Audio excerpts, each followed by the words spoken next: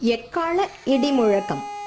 குழந்தைங்களா, இன்னைக்கு நம்ம பல்வேறு திருவிழாக்கள்ல பாக்குற தாரை மற்றும் எக்காலம் போன்ற ஒரு குட்டி இசைக்கருவிய எளிமையான முறையில செய்ய போறோம்.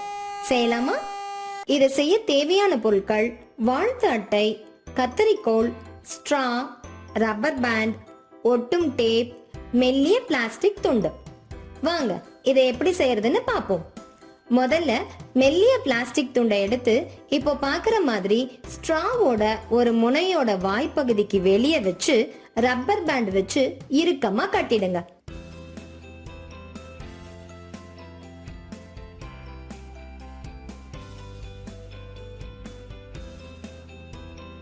இந்த பிளாஸ்டிக் துண்டு வழியா காற்று போகும்போது பிளாஸ்டிக் துண்டு அதிர்வடையும். இந்த அதிர்வுகள் தான் எக்கால சத்தம் போன்ற ஒரு ஒளியை எழுப்புது. பாருங்க, ஸ்ட்ராவை வாயில வச்சு ஊதும் போது எவ்வளவு சத்தம் வருதுன்னு பாத்தீங்களா? இதே மாதிரி மறுமுனையில வச்சு உறிஞ்சும் போதும் சத்தம் வரும். அடுத்து பழைய வாழ்த்தட்டையை எடுத்து அதை இப்போ பாக்குற மாதிரி உருட்டி கூம்பு வடிவமாக்குங்க. அதுல இருக்கிற தேவையில்லாத பகுதியை கத்தரிக்கோல் வச்சு வெட்டி சரியான கூம்பு வடிவத்தை கொண்டு வாங்க.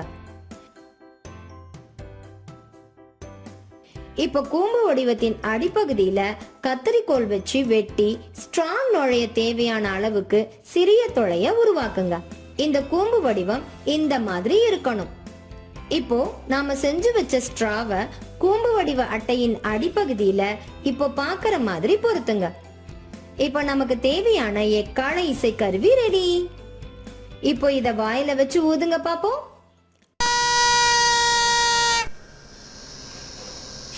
அட, எவ்வளவு சத்தம்!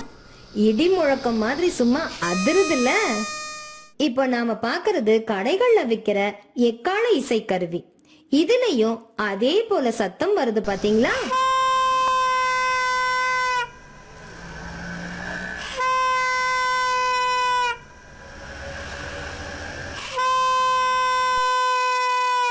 இந்த இசைக்கருவி உங்களுக்கு ரொம்ப பிடிச்சிருக்கும்னு நம்புறேன் குட்டீஸ். நீங்களும் இதே மாதிரி செஞ்சு பாருங்க.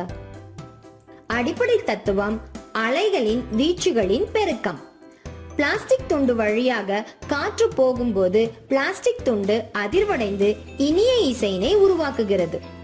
கூம்பு வடிவத்தின் வழியாக அந்த ஒலியினை செலுத்தும் போது ஒலி அலைகளின் வீச்சு பெருக்கப்பட்டு அதிக சத்தத்துடன் ஒலி கேட்கிறது.